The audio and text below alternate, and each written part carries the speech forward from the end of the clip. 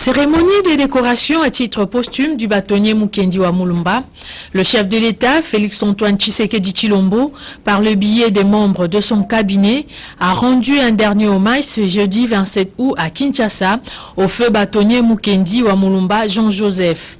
Suite au décès de ces derniers le 24 mars de l'année en cours, une audience solennelle et publique a été organisée ces jours à la Cour de cassation de Kinshasa-Gombe. La Cour de cassation de ce jour est ouverte.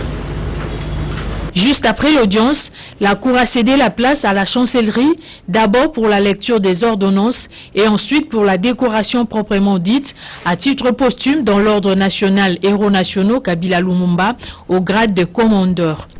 Au nom du président de la République démocratique du Congo, grand chancelier des ordres nationaux, son Excellence, Monsieur Félix-Antoine Tshisekedi Tshilombo, et en vertu des pouvoirs qui nous sont conférés, nous nous faisons à titre posthume commandeur de l'ordre national Héros nationaux Kabila Lumumba pour vos mérites et éminents services rendu à la nation congolaise.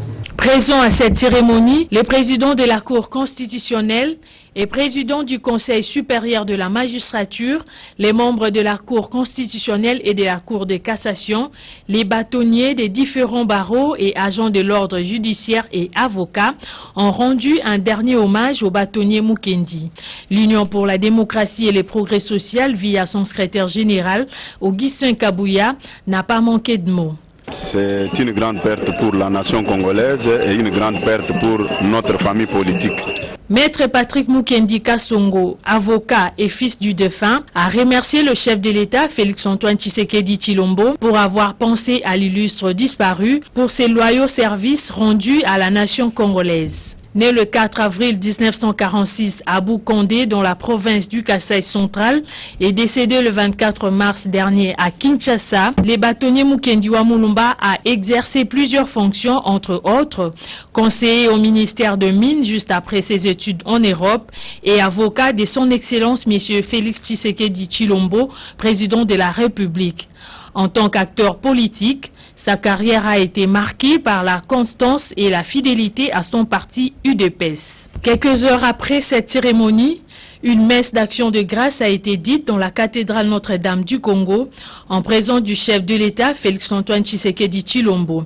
Le célébrant et recteur de la cathédrale, Abbé Espérance Boindombe, a rappelé les circonstances du décès du bâtonnier avant de saluer sa personne qu'il a qualifiée d'icône pour sa capacité à dire les droits avec élégance.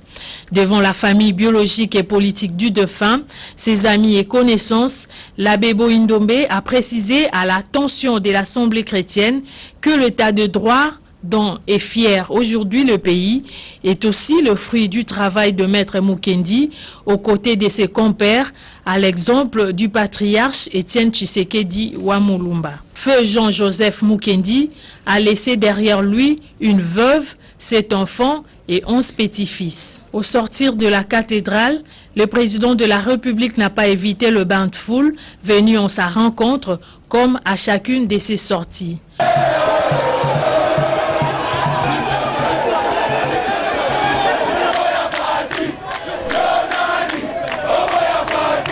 Performantes et rapides, ces machines d'origine sud-coréenne, l'une portable pour le dépistage en un temps record et l'autre une caméra à même de prélever la température de la foule, permettent de lutter contre la Covid-19. Elles ont été présentées au ministre de la Recherche scientifique et innovation technologique, José Pandakabangu, son collègue de la santé, Dr Eteni Longondo, et au secrétaire de la riposte contre la Covid-19 en RDC, Dr Jean-Jacques Mouyembe, en présence de quelques membres du gouvernement. Selon le représentant du consortium Korea-Congo Development Global en RDC, M. Serge Faray, ces appareils permettent de recevoir les résultats contre la COVID-19 en maximum 1h30. Le ministre de la Recherche scientifique et innovation technologique, José Pandakabangu, qui a conduit cette délégation, attend l'appréciation de son collègue de la santé pour décider de l'utilisation de ces appareils en RDC en cette période post-confinement. Moi, je ne suis qu'en train de chercher la nouvelle technologie, la recherche scientifique. L'utilisateur, c'est lui. Le gouvernement dirigé par la vision de Tshisekedi est en train de travailler. Nous voulons avoir des solutions pour ces pays. Le docteur Eteni Longondo, ministre de la Santé, a signalé que ces machines sud-coréennes doivent être testées au laboratoire. À notre niveau, nous devons encore les tester parce qu'on en a besoin. Et à l'intérieur, surtout, on n'a pas de capacité. Ce sont ces genres de machines-là, portables surtout, qu'on peut utiliser à l'intérieur pour que les gens soient testés là-bas. À noter que ces machines qui ont été expérimentées en amont à travers un test sur le ministre de la Santé et celui de la Recherche permettent à la RDC de lutter contre le retard du développement technologique.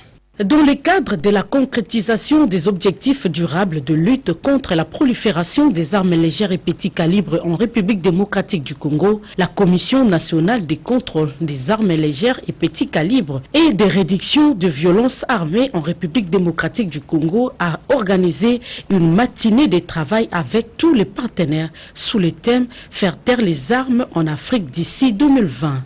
C'est là, sous la supervision du vice-premier ministre, ministre de l'Intérieur, Sécurité et Affaires coutumières, Gilbert Kankonde Malamba.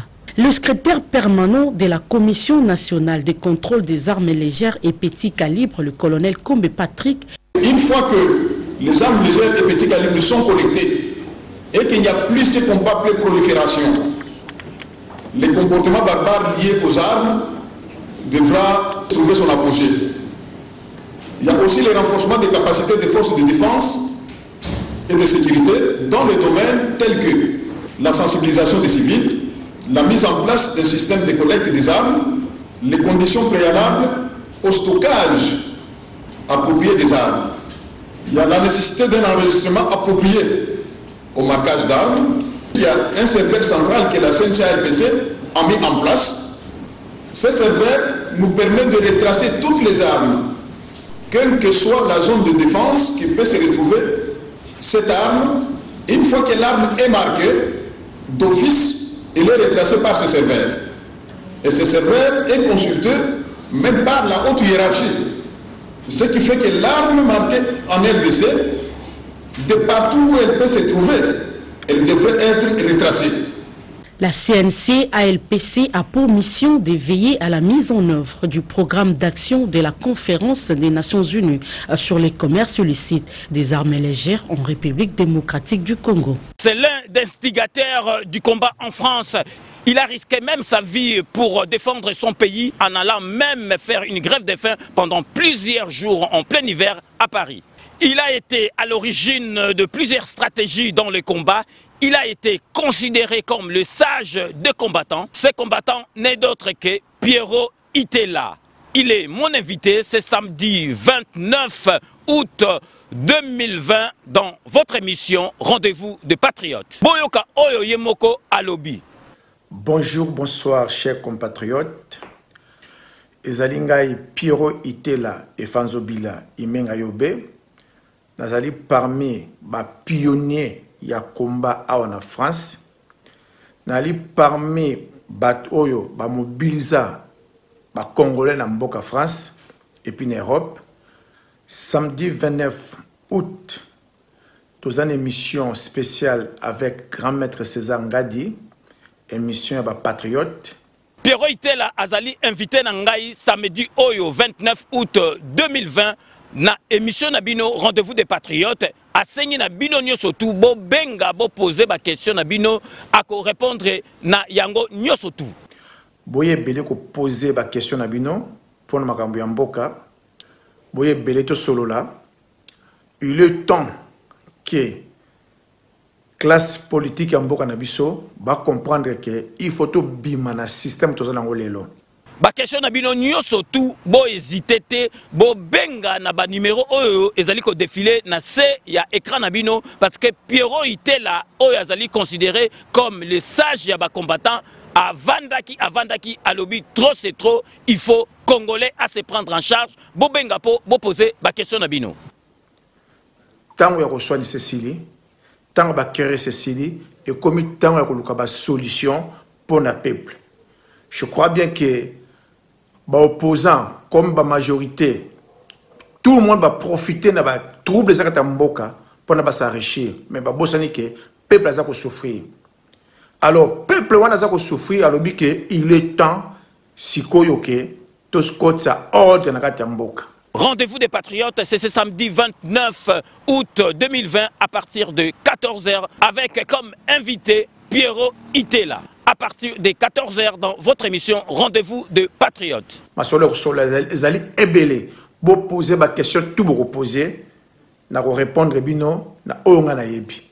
En tout cas, vous allez belé samedi 29 août face na grand maître César Ngadi, l'émission ya ba Patriote, to ba makambu ya mboka na biso.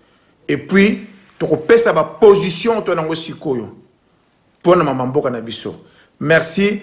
Nous avons compté la participation à Bino samedi le 29. Ingeta.